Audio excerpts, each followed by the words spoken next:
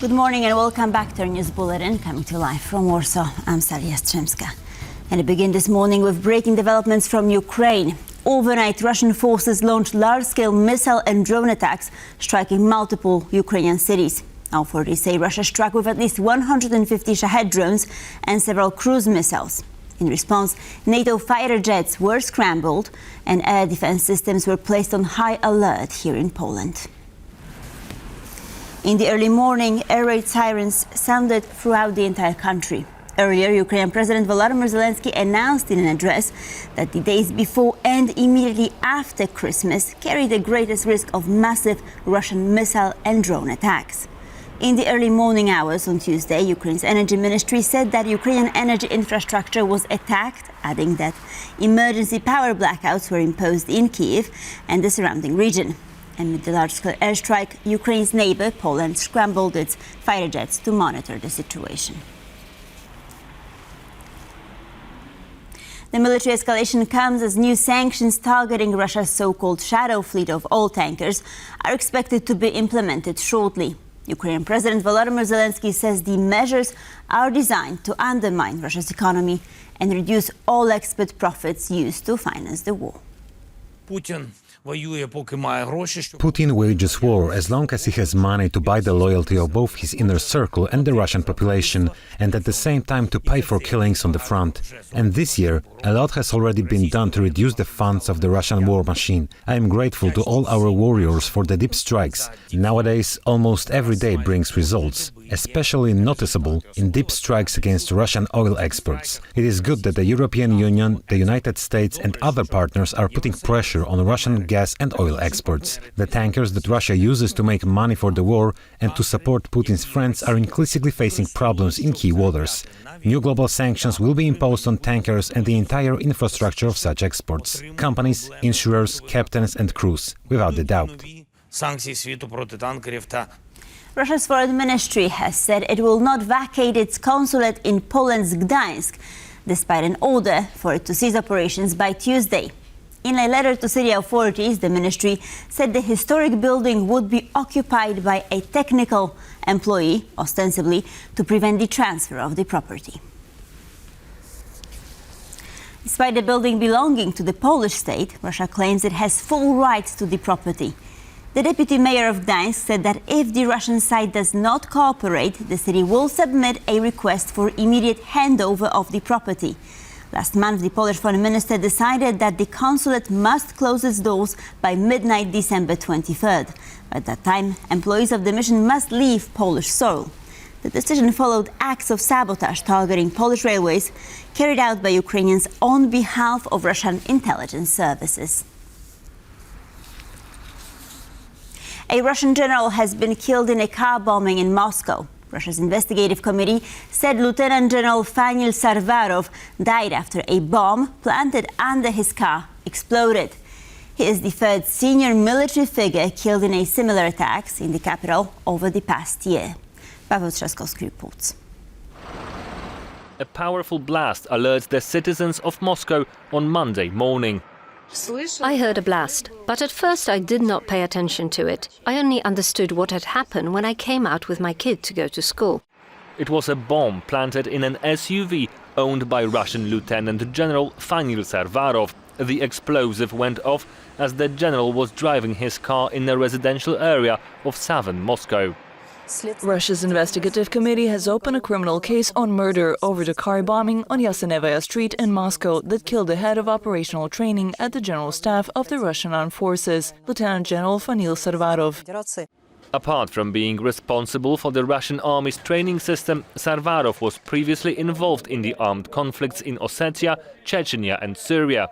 His assassination is the third of its kind in the last year. In April this year, Major General Jarosław Moskalik was killed in a similar car blast. And last December, Lieutenant General Igor Kirillov, the head of Russia's nuclear, chemical and biological defense forces, was killed by a bomb hidden in a scooter. In both cases, the Russian authorities arrested suspects who admitted to having received orders from Ukraine's security service. Kiev did not own up to these two explosions, No comment was issued after Monday's blast either. Sarvarov's killing comes as Russia keeps pressuring Ukraine on the front line with little signs of abating. I don't see that the Russians are ready to give in any substantial way unless their economy keeps taking a pounding. But according to the Financial Times, Putin is to be fed overly positive reports by his subordinates that fossilize his all-or-nothing approach to ending the war. Therefore, some believe that the winds are carrying us towards a frozen conflict, a kind of, if you want, South Korean scenario. Paweł Trzaskowski for TVP World. Now, tragic news from southern Poland. A methane explosion caused a mining tunnel to collapse in Pawłowice in southeastern part of the country, resulting in the deaths of 2 miners. The circumstances of the incident are currently being investigated by a special commission. According to the owner of the mine, a large amount of methane gas was released underground around 5:10 p.m. on Monday. At the time, mining was underway using a rod header with 10 employees inside. 8 of them managed to retreat on their own, while contact with the other 2 was lost. Their bodies were retrieved from a depth of 1,000 meters after a 6-hour search. Both Polish President Karol Nawrocki and Polish Prime Minister Donald Tusk expressed their condolences over the incident. Tusk added that he was personally informed by the company owning the mine that families of the dead miners are receiving sufficient support.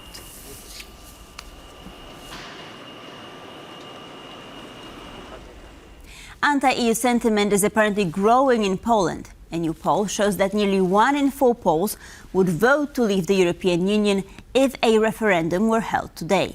At the same time, 65% say they would support staying in the bloc.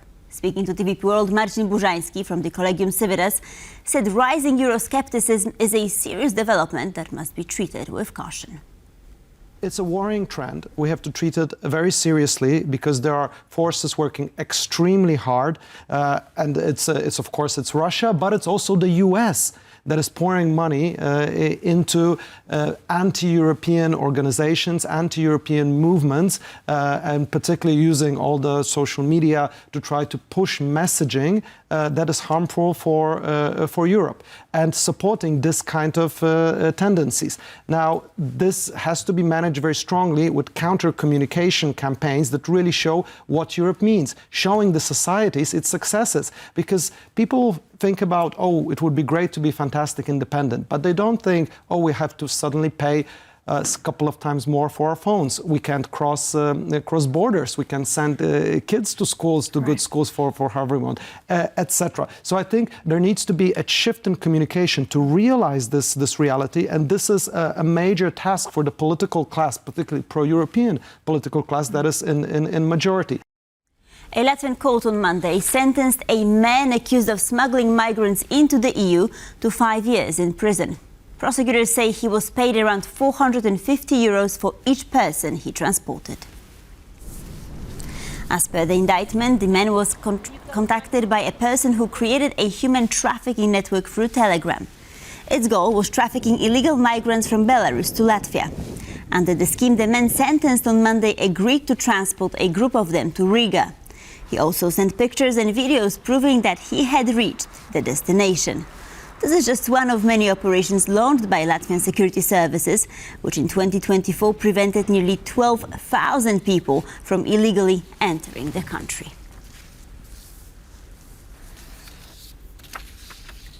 Czech Prime Minister Andrej Babiš is calling for a review of the country's high-profile ammunition initiative for Ukraine. The program has drawn international praise. However, growing concerns over transparency and oversight are fueling debate within the government ahead of a key national security meeting in January. A week into Andrej Babiš's second term in office, the Czech Prime Minister has announced he will take a closer look at the Czech-led Western-financed scheme which supplies Ukraine with munitions. In principle, the ammunition initiative has certainly been a good thing. The question is whether it has occurred without corruption. It will be subject to debate at the State Security Council on January 7th. Despite great praise from NATO and Czech President Petr Pavel, some of Babiš's coalition members reportedly oppose the scheme, suggesting it should be headed by NATO instead of Prague. Consisting of Denmark, Germany, the Netherlands and the Czech Republic, last year the scheme provided Ukrainian forces with 1.4 million shells. This year it is set to provide the embattled country with 1.8 million rounds, accounting for nearly half of the total supplies to Kyiv. Now on to Hungary. Truck drivers protested in Budapest on Monday against higher road tolls imposed by the Ministry of Construction and Transport. They are saying that the financial burden is no longer sustainable. Under the agreement between the ministry and trade unions, tolls for regular vehicles on express roads will increase by 4.3% from January. 2 months later, from March, the tolls will also be increased by 35% for trucks. On the morning of December 22nd, the protesters gathered at an entrance of the Budapest Ring Road, slowing down traffic. Only 50 trucks were allowed to enter the capital's Heroes Square, where the main rally took place. So the rest of the demonstrators had to join their colleagues on foot.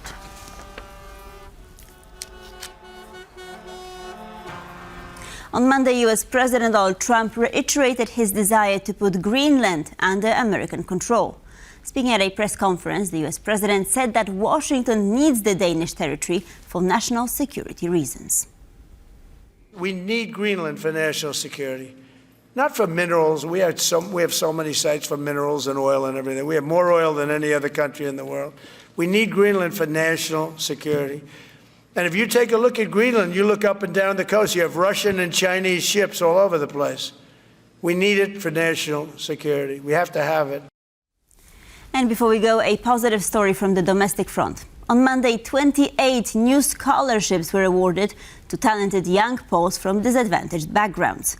Karina Szaptan reports. Imagine bringing together a group of gifted young scientists, engineers and artists, each pursuing highly specialized fields, from 18th century porcelain to the development of autonomous neural networks. That gathering took place in the historic interiors of the royal residence in Warsaw's Wilanów Park. The event marked the latest round of scholarships awarded by the Rafał Brzoska Foundation, an initiative established by one of Poland's most prominent entrepreneurs to support exceptional talent that might otherwise go unnoticed. The recipients represent a wide range of disciplines but share a common background: academic excellence combined with limited financial means. I study medicine and I specialize in plastic and reconstructive surgery, and I present my research at international conferences worldwide. Thanks to Rafał Brzoska Foundation, I could afford to study in two places at the same time. Currently, I'm working with my team and we are preparing to autonomous drone racing championships in Abu Dhabi. Rafał Brzoska explains the idea behind the foundation. I wanted to help others who, like me, were at the very early beginning of their final decision what to do, and they couldn't make it because of the financial situation of their families. That's why I was unable to reach the stars when I was young. But I am trying to catch up now, and I decided to help them to do it earlier than I did it. In a nod to the festive season, the event concluded with a further announcement to Poland's scientific community: the launch of the Pathfinder Fellowship, a new program offering Polish students in space-related fields the opportunity to undertake internships within NASA structures. We are working on a program to send more Polish students to JPL, basically nominate them and give them the scholarship if they are selected for such research stay. So I'm very excited about it. For organizers, the initiative reflects a broader ambition to ensure that Polish talent continues to find a place on the global stage while maintaining strong links at home.